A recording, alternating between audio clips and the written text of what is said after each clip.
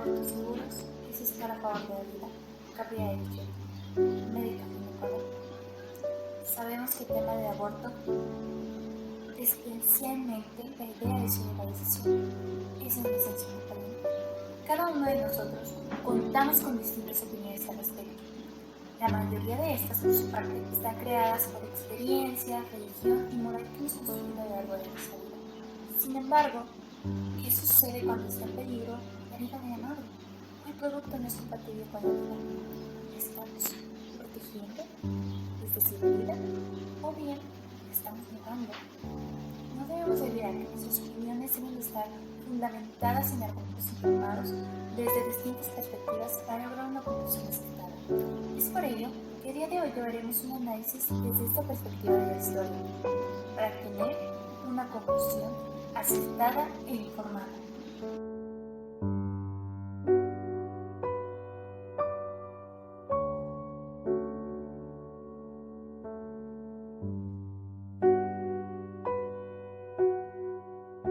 Según nuestro Código Penal, en su capítulo 4, artículo 329, el aborto es la muerte del producto de la concepción en cualquier momento de la preñez. Mientras tanto, la Organización Mundial de la Salud define el aborto como la interrupción del embarazo cuando el feto todavía no es viable fuera del vientre materno. Según la Organización Mundial de la Salud, se considera aborto temprano antes de las 12 semanas y menor de 500 gramos. El tardío entre las 12 y 20 semanas de gestación con un peso entre 500 y 999 gramos. Del mismo modo, la OMS clasifica en 4 tipos distintos de aborto existentes, los cuales veremos a continuación. Según la aborto espontáneo. Cuando la muerte es producto de alguna anomalía o disfunción no prevista ni deseada por la madre. Aborto provocado. Suele entenderse cuando se habla simplemente de aborto. Cuando la muerte del bebé es procurada de cualquier manera, doméstica, química o quirúrgica. Aborto completo. Cuando el útero queda vacío después de la expulsión del feto, placenta y membranas. Generalmente ocurre cuando la gestación es menor de 8 semanas y el tejido placentario no tiene una fijación muy compacta a través de las vellosidades. Aborto incompleto. Cuando ocurre la expulsión parcial de los productos de la concepción de la cavidad uterina, sobresalen por el orificio cervical externo o están en la vagina persistiendo el dolor y la hemorragia.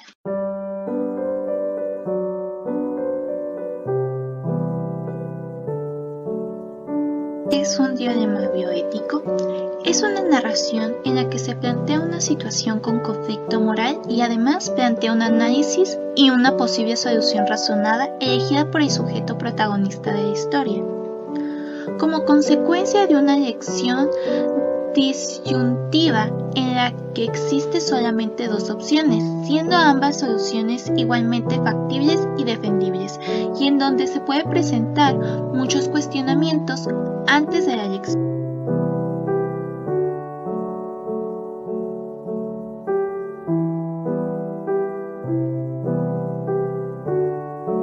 ¿Quién puede resolver un conflicto bioético? Los comités de bioética ofrecen una versión multidisciplinar: medicina, biología, fisiología, ética, derecho, antropología, política, etc., para resolver estos conflictos de la forma moralmente más aceptable.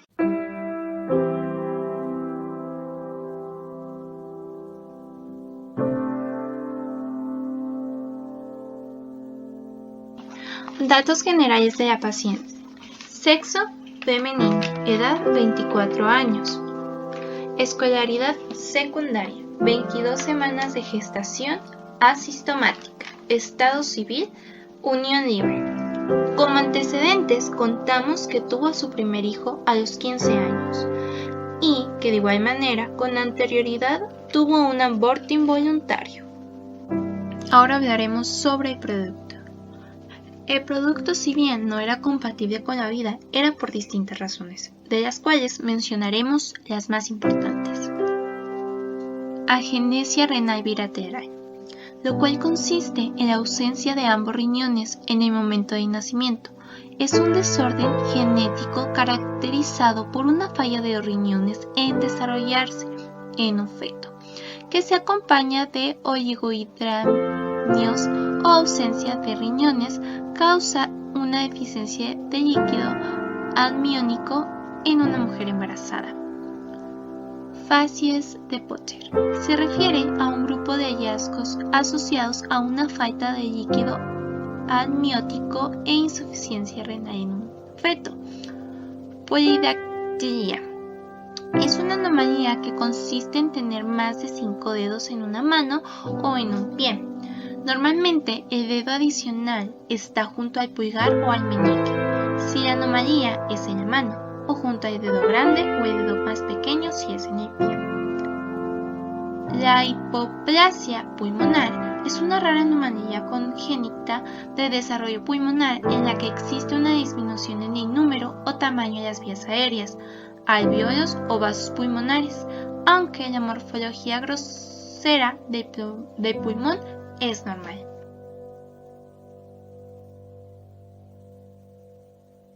¿Cuál es el dilema bioético que manejamos en este caso clínico? En realidad, existen dos dilemas. Si bien nuestro producto es incompatible con la vida, los padres aún desean seguir con el embarazo de principio a fin. Esto a consecuencia de haber experimentado con anterioridad un aborto. Es preciso señalar que si el embarazo termina o llega a su culmine con el parto, este podría causar graves problemas a la madre, trayendo consigo complicaciones no solo para el producto incompatible con la vida, sino también para la madre.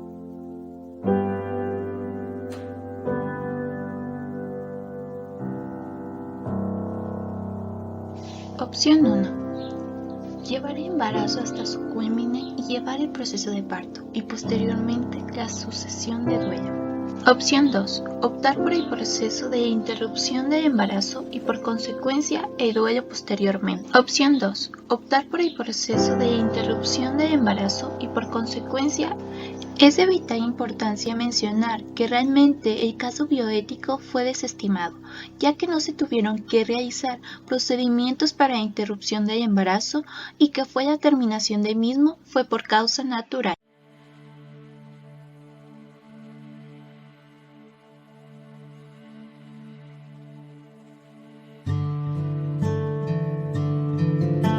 La interrupción del embarazo vista desde la ley.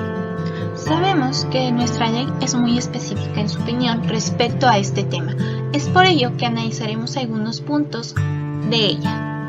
La interrupción, según la CDH, en los derechos universales nos define específicamente en el artículo 34 el derecho a la salud. Toda persona tiene derecho a la protección de la salud. Si las personas hacen uso de los servicios de la salud, tienen el derecho de obtener prestaciones oportunas, profesionales, idóneas y responsables. El Estado otorgará servicios de salud a través de la Federación, Estados y municipios de acuerdo a lo establecido en la ley.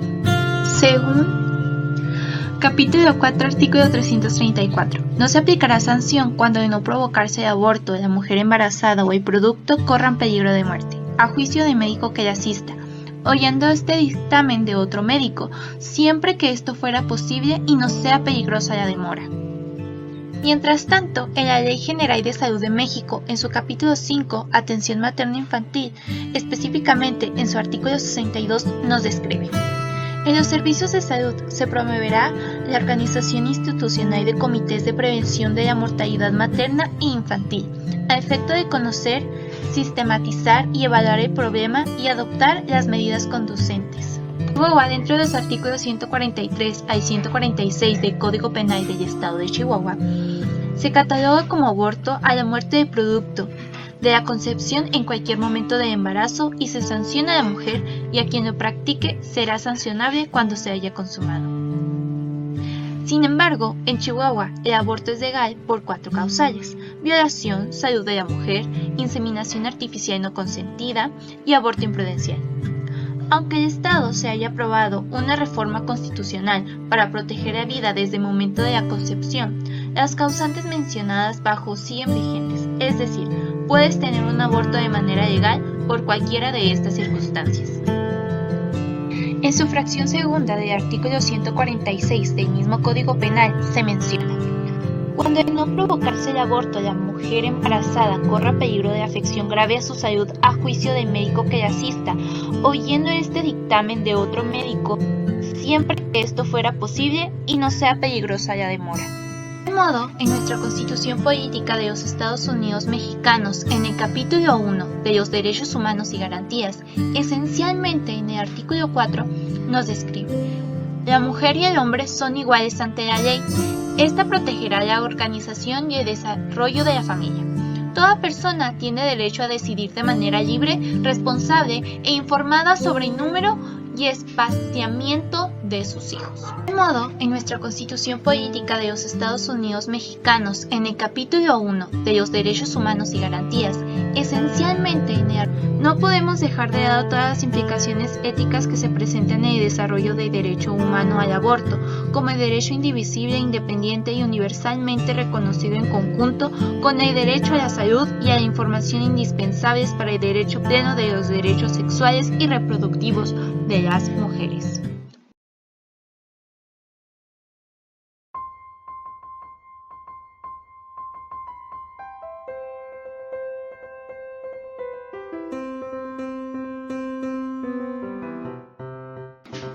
Sabemos bien que el aborto es algo que puede despertar sentimientos intensos en las personas, y lo hemos desarrollado a lo largo de esta explicación y análisis de este tema tan profundo.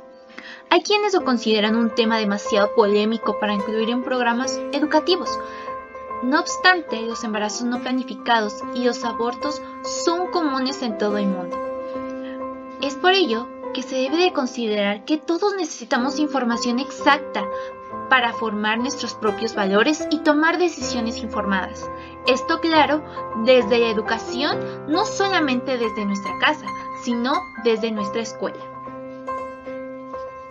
Educar no es dar una carrera para vivir, sino templar el alma para las dificultades de la vida.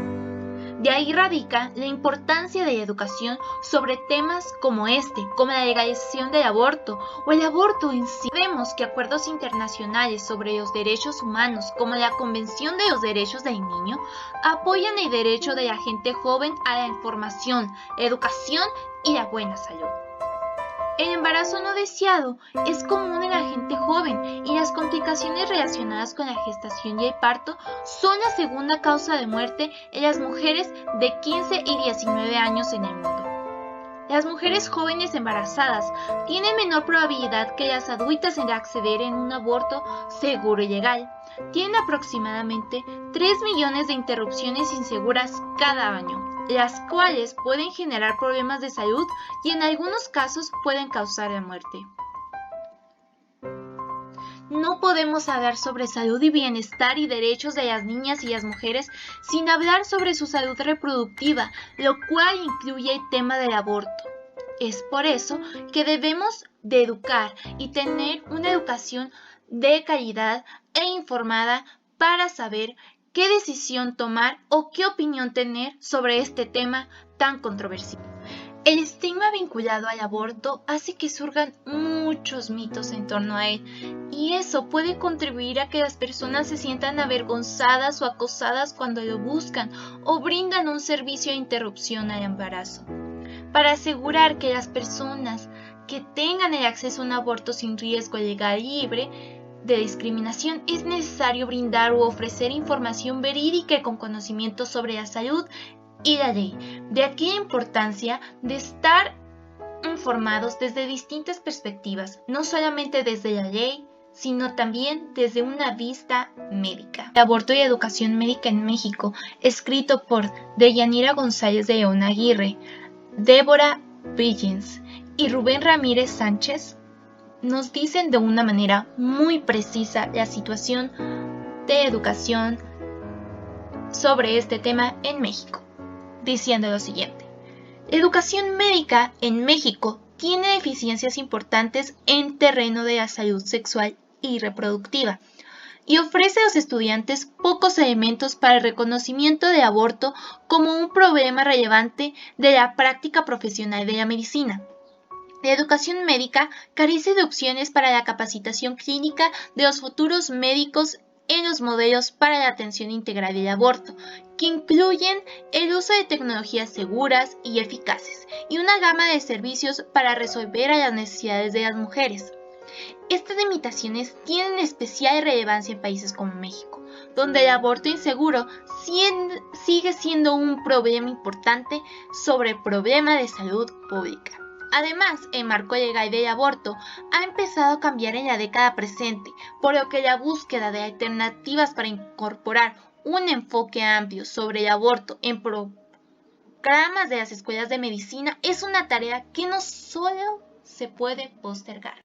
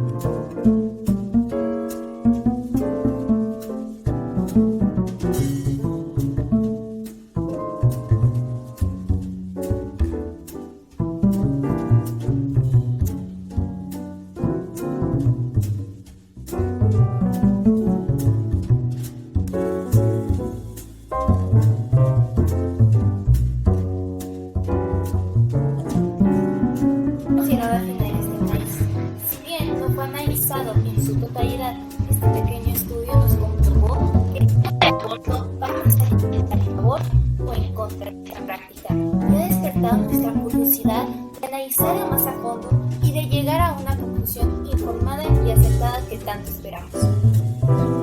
Nunca podremos negar la importancia de nuestra moral y religión, experiencias y educación frente a esta postura en este tema, pero sí podemos enriquecerla y adecuarla a información verídica desde distintas perspectivas, como lo son el derecho y la medicina.